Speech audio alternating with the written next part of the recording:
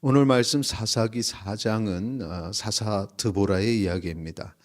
사사 에훗이 죽고 나서 이스라엘이 또다시 악을 행하게 되죠.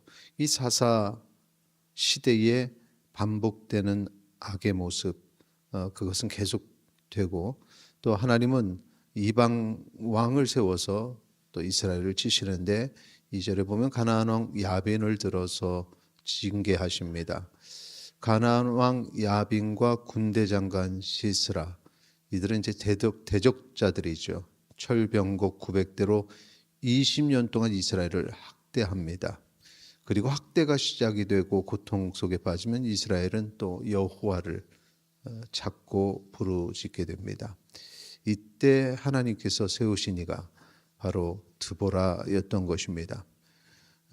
드보라가 바락을 불러서 하나님의 명령을 전합니다. 6절 7절 우리 같이 읽도록 하겠습니다.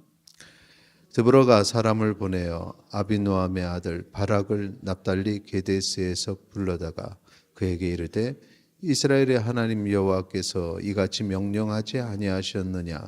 너는 납달리 자손과 스불론 자손 10,000명을 거느리고 다볼산으로 가라. 내가 야빈의 군대 장관 시스라와 그의 병거들과 그의 무리를 기송강으로 이끌어 내게 이르게 하고 그를 내 손에 넘겨주리라 하셨느니라. 아멘. 이 말씀에 보면은 다볼산으로 가라 이렇게 명하고 후에 이제 다볼산에 진을 치게 됩니다. 그리고 분명하게 7절에 시스라와 병거들과 군대를 바락의 손에 넘겨주겠다 이렇게 그 하나님의 말씀 그대로 전했죠. 그런데 바락이 그것을 수락하는데 그 요청을 받아들이는데 한 가지 조건을 겁니다. 드보라와 함께 갔으면 좋겠다라는 것입니다. 드보라는 그 이야기를 듣고는 같이 가겠다 하지만 이 조건을 걸어 순종한 일로 인해서 그가 바락이 영광을 받지 아니하고 한 여인이 영광을 받을 것이다. 적 시스라를 한 여인의 손에 파실 것임을 9절에 보면 그렇게 예언을 합니다. 자, 그렇게 해서 전쟁은 준비가 됩니다. 이 드보라와 바락이 게데스로 가서 스불론 납달리 지파를 소집합니다. 그렇게 해서 모이게 되는데, 그런데 오늘 말씀 보면은 11절에 이런 내용이 있습니다. 같이 읽도록 하겠습니다. 4장 11절 모세의 장인 호밥의 자손 중 겐사란 헤벨이 떠나 게데스에 가까운 사나님 상수리 나무 곁에 이르러 장막을 쳤더라. 지금 이것은 이 전쟁을 준비하는 과정과는 상관없는 이야기입니다. 그러니까 전쟁을 준비하고 있을 때 그때 앞에 설명이 길죠. 모세의 장인 호밥의 자손 중 겐사람, 그의 이름은 헤벨입니다.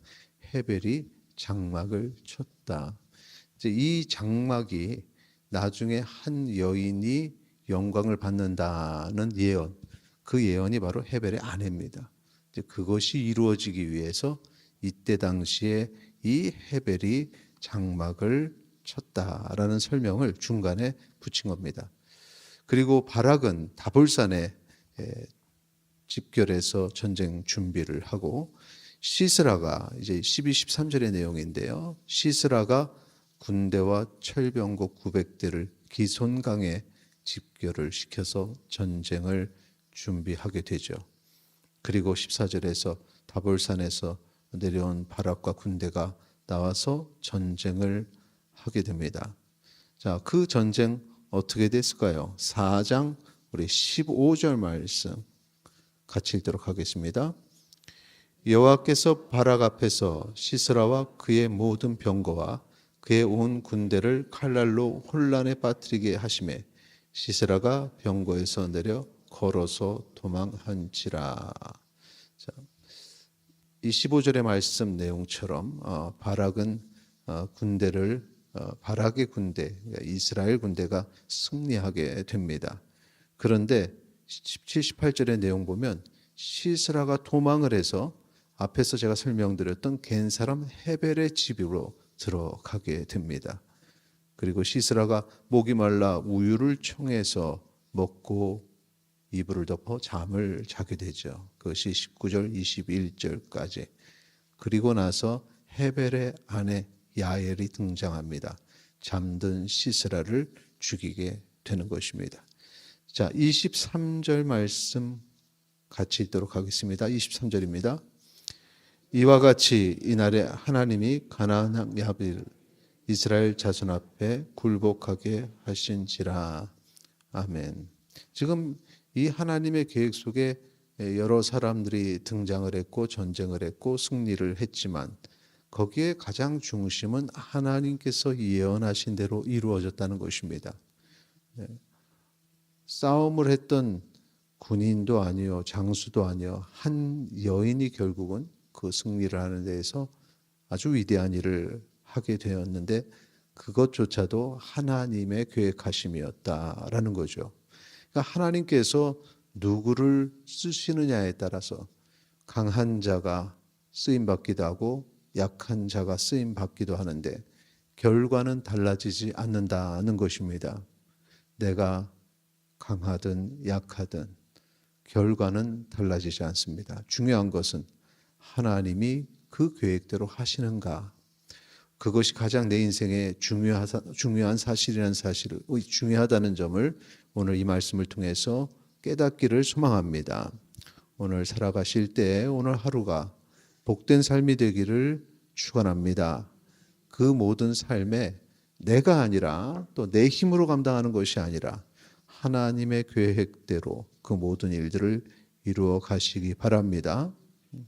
하나님께서 힘을 더하시면 내가 약하다 할지라도 승리하게 되고 내가 강하다 할지라도 하나님의 계획이 아니면 패하게 됨을 기억하시고 오늘 하나님 말씀에 순종함으로 어떤 대적이든지 승리하는 주의 백성, 주의 군사 되시기를 축원합니다.